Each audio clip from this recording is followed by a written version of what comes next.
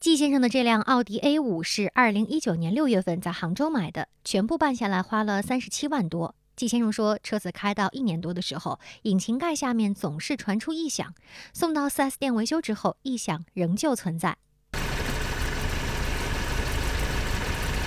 擦啦擦啦擦啦的，这个声音还挺响的。然后我随着我车子发动的话，就基本上很稳定的会出现。就基本上你只要在低速行驶，或者比如说我在怠速的时候，这个声音就一直会有。这个声音有没有引起过其他，比如说发动机？这个倒是没有，它就是有点异响。但你行驶上来说的话，可能我感觉可能就是抖了一点点。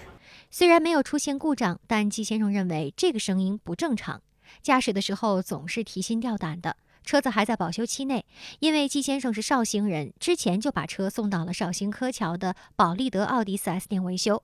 维修人员检查后告诉他，异响是车辆飞轮引起的，需要更换这个零件。飞轮的话，它应该是发动机跟变速箱中间的一个连接的部位，说为动力传动的这样的一个部位。维修完毕，他们来通知我提车，一拿车一试，我发现这个声音还在。季先生说，他又在杭州和绍兴找了另外几家 4S 店进行检查，都说异响不是飞轮的问题，而是发动机的问题。他把车又开回保利德奥迪 4S 店检查，这次维修人员也告诉他，可能是发动机的问题。现在他觉得之前的飞轮白换了。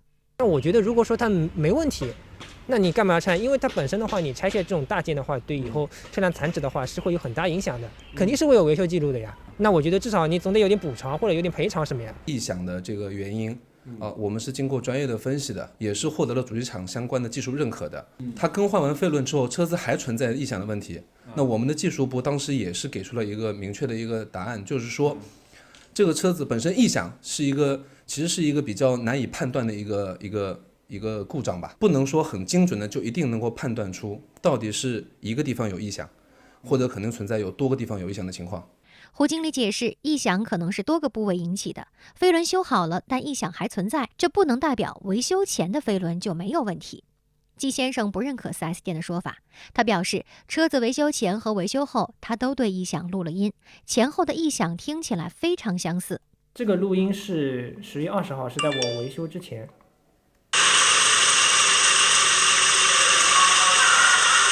这个录音是我当时修车完之后。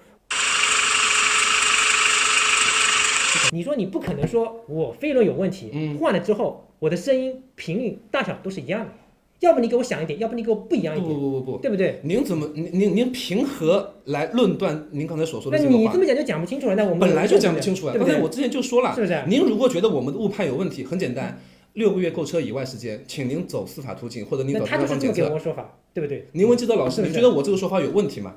对不对？您如果以此来认为我们店应该对您做出相关的补偿，不好意思，没有的。您要维权可以的，您可以找第三方专业机构来判断。如果说专业机构判断出来，我绍兴保利德对您这个飞轮操作的维修是有问题 ，OK， 没问题的，我该给您补偿，我给您补偿。